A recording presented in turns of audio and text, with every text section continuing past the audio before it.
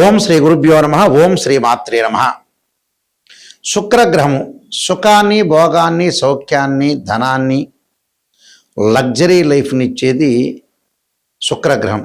ప్రధానంగా శుక్రుడు సప్తమ భావకారకుడు, అంటే కళత్రకారకుడు.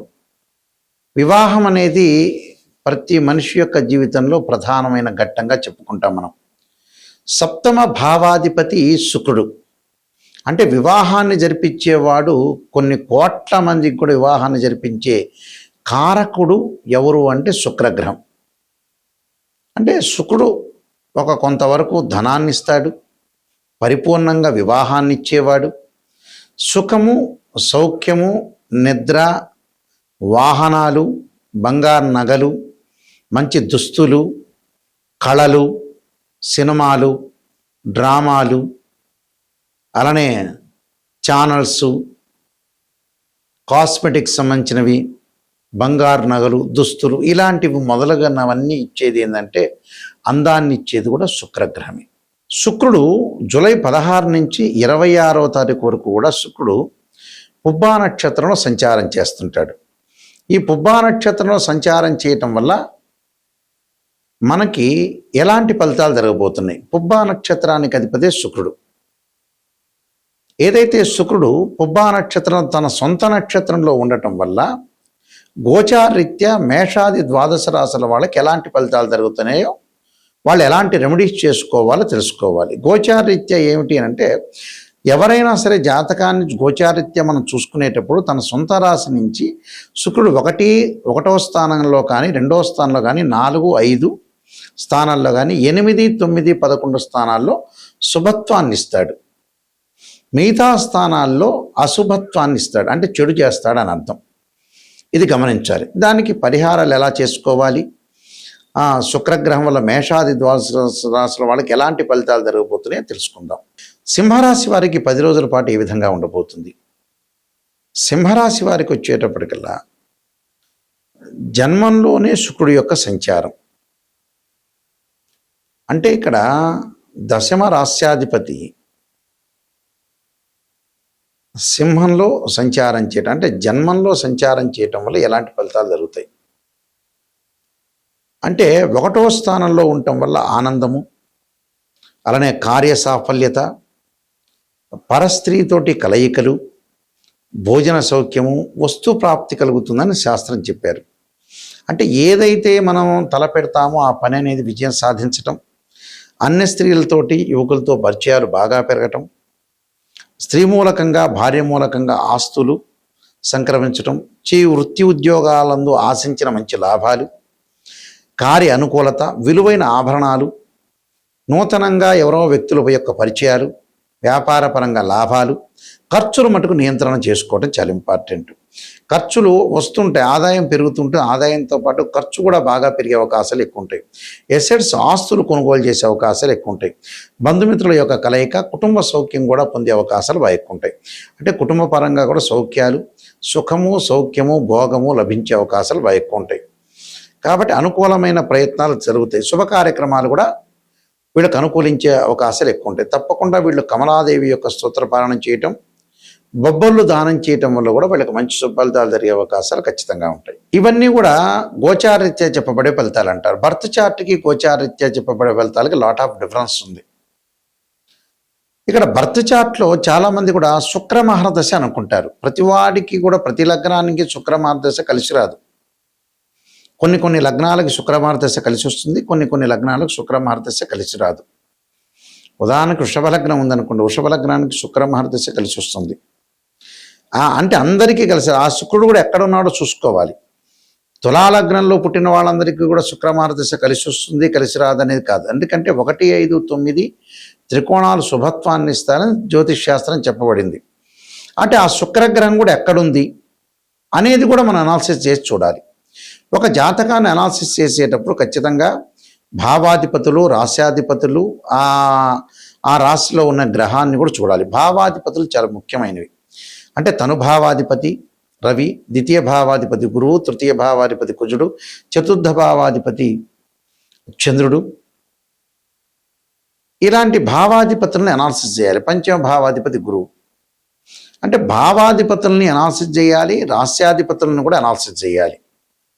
అలానే అక్కడ ఉండే గ్రహం కూడా ఏంటి, దాని యొక్క దృష్టి ఏంది, నీచన పరమనీచన, ఏమన్నా గజకేశ్వర యోగాలు, చంద్రమంగళ యోగాలు, లక్ష్మీ యోగాలు, రవిబుధాదిత్య యోగాలు, ఎలాంటి యోగాలు ఉన్నాయి జాతకంలో. 300 కాంబినేషన్స్తో ఉన్న యోగాలు ఉన్నాయి ఆస్ట్రాలజీలో. దానిలో కూడా కేపీ సిస్టమ్ అని, బివి రామన్ పద్ధతి, వైదిక ఆస్ట్రాలజీ అని చాలా రకాలుగా పద్ధతులు ఉన్నాయి.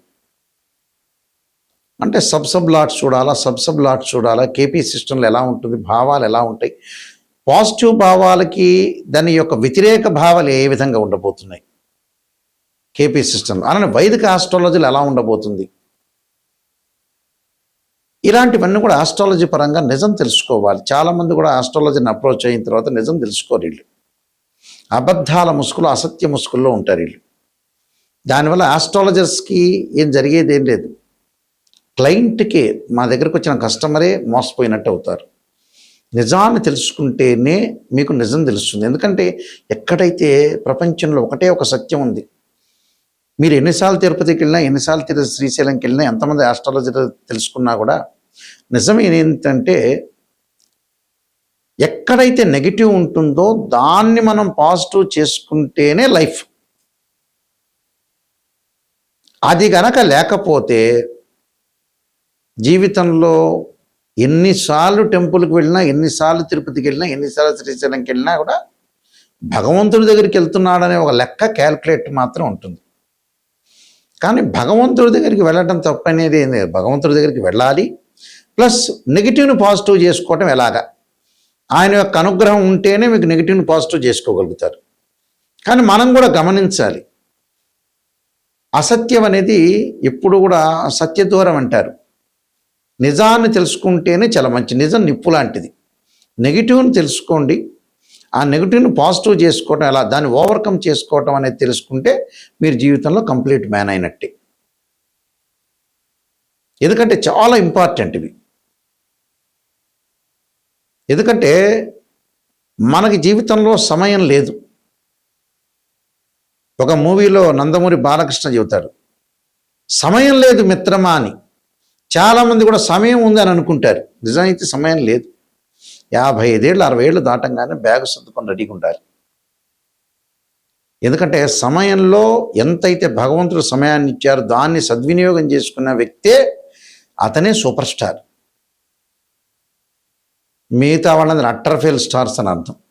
ఓపెన్గా చెప్పాలంటే జాతకాన్ని నిజం తెలుసుకోండి, దాని యొక్క పరిహారాలు చేసుకోండి, జాగ్రత్త పడండి. నేను నెంబర్ ఆఫ్ ఆస్ట్రాలజీ బుక్స్ రాశాను.